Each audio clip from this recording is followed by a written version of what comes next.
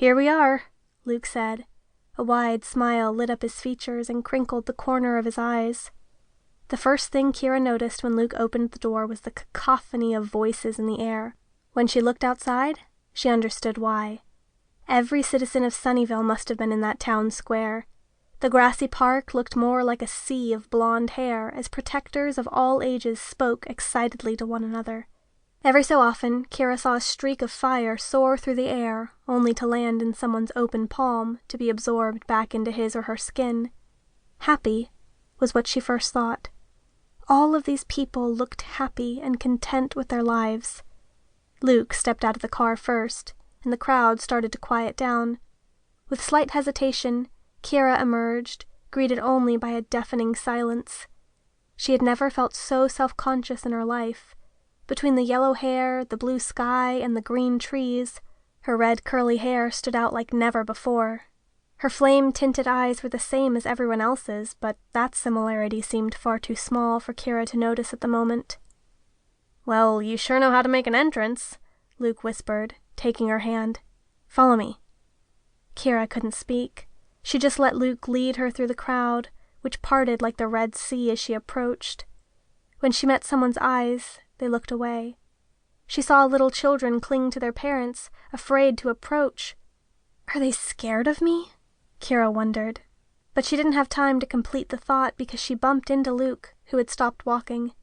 He dropped her hand and moved aside, so Kira could see the council waiting for her.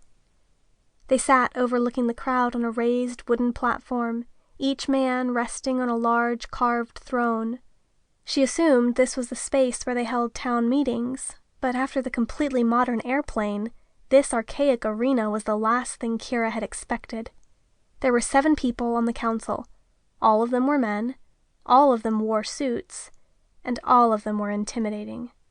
She approached the platform and slowly walked up the steps, all the while fearing her legs would give out before she reached the top.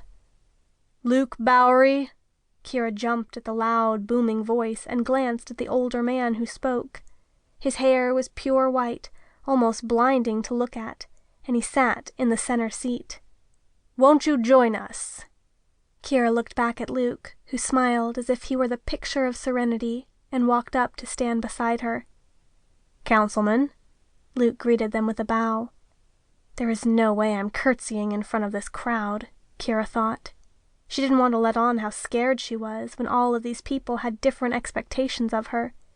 "Hello, nice to meet you all," Kira said in the strongest voice she could muster, which seemed almost like a squeak to her, but clearly was not what they had expected. Luke looked over at her, with eyes brimming in annoyance. "Miss Dawson, we're aware you are not familiar with our customs, but when the council is in session, do not address us so informally. We are a society built on traditions, and though you don't know them yet, we expect you to respect them." Kira stared at the man who spoke, her eyes wide in shock. He stared right back, looking down on her, not at her, but on her, as if she was a bug that needed to be squashed.